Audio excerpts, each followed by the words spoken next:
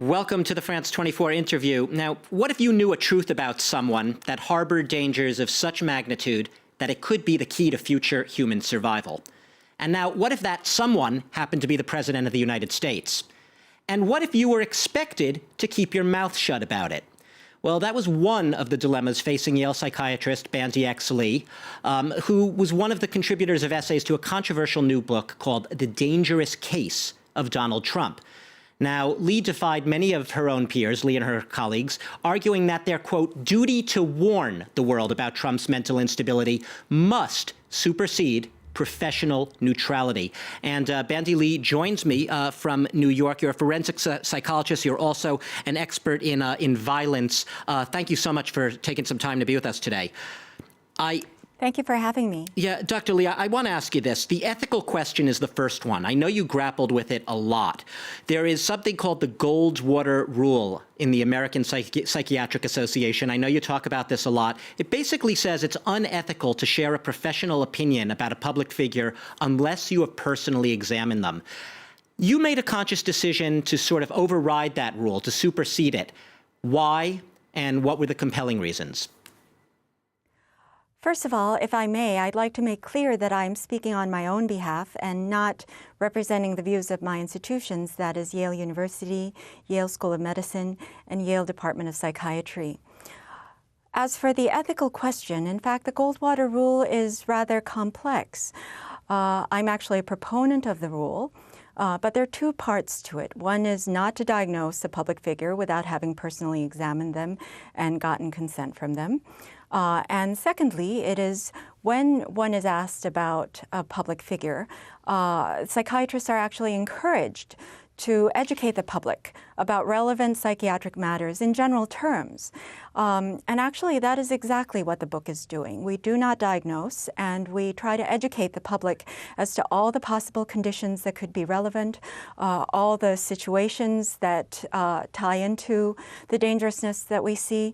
When we do speak about Mr. Trump in particular, we are referring to another ethical duty, which is the duty to warn, duty to report or to warn or to protect others or the public in the case of a danger, in the case of an emergency. Could you, Dr. Lee, could you tell us more specifically, I'm curious about this myself, how do your contributors in the book, they found things ranging from narcissism to hedonism, fragile sense of self-esteem, lack of trust in himself.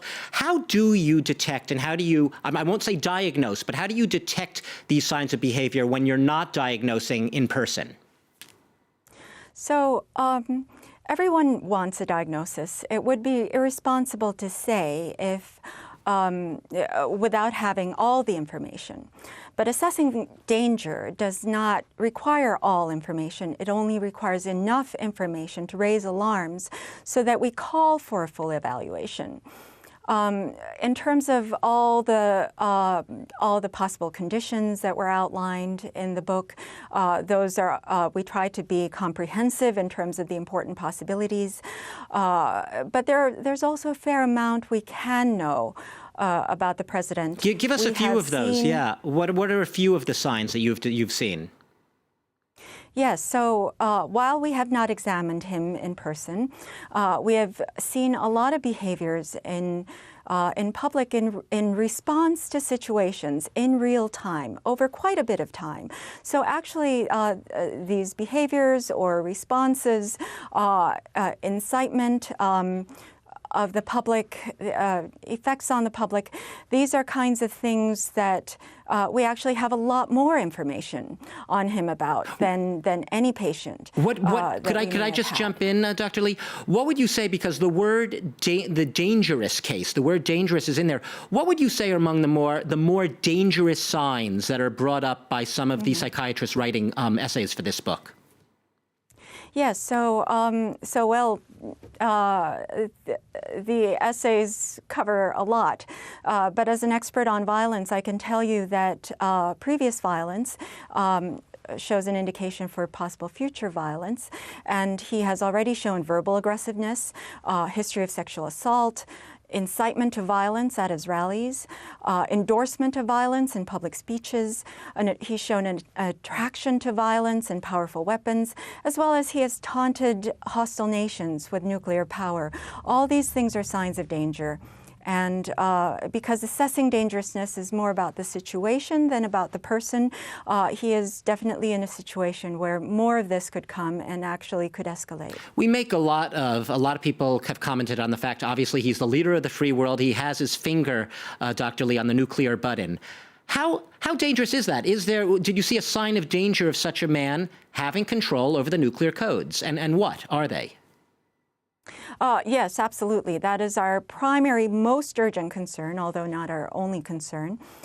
He has shown characteristics that would make one certainly more precarious in such a position. He has shown impulsivity, recklessness, paranoia, or perceiving threat where it doesn't exist. He has shown having a loose grip on reality, where real consequences will matter very little. He's shown a lack of empathy, where devastation to millions of people may not be of great concern to him. He's shown rage reactions and a constant need to burnish a sense of power in response to what seems to be a pattern of inner insecurities and fear of feeling small or worthless, powerless. That's quite a long, a lengthy list there. It's interesting because you point out at one point, I believe perhaps in the book's introduction, that despite its title, this book is not really so much about Donald Trump as about, and I think your words were, the larger context that has given rise to his presidency. Mm-hmm. I read that and I was thinking, there's an insinuation there that if Donald Trump is mentally unstable, as a lot of the psychiatrists here suggest, the people who elected him might also have elements of mental instability. Am I reading too much into that? No, that's precisely the situation that concerns us about the public mental health in general, in addition to its security and safety. Mr. Trump, while he is our greatest urgency at this time, having the signs of mental instability and impairment that he does.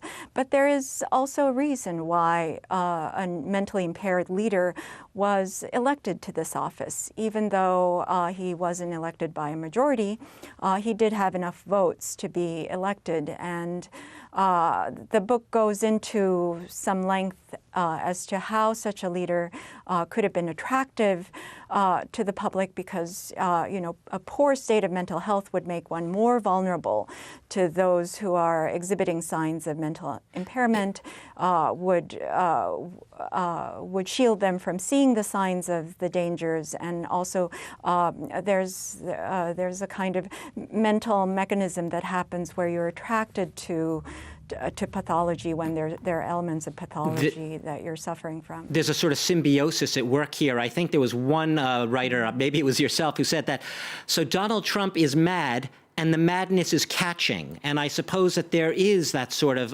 snowball effect when you have a leader such as this in the White House. Yes, that was a publisher. Yes, we certainly are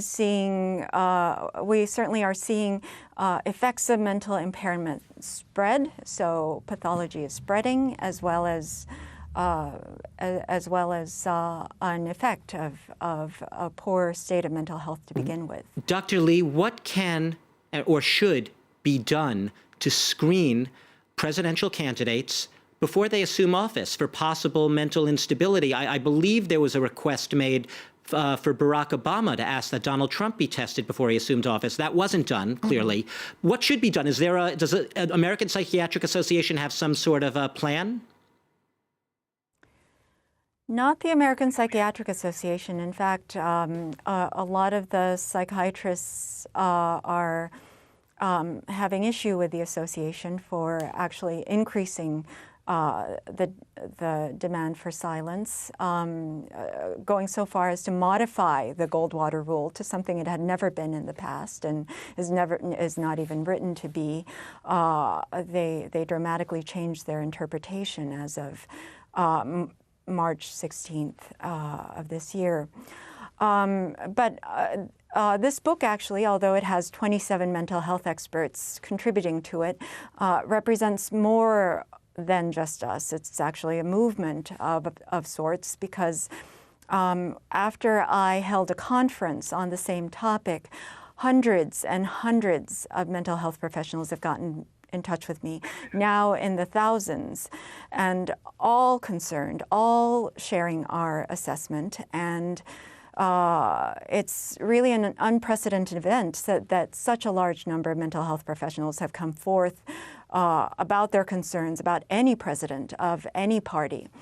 Now, what we're proposing at this point is nothing very different from what I do as a mental health expert, as a forensic psychiatrist. I often do testify or give reports to the courts, other legal bodies, to state governments, and currently even to Congress, certain Congress members, to give our expertise, to allow for the legal or the political decision to be made.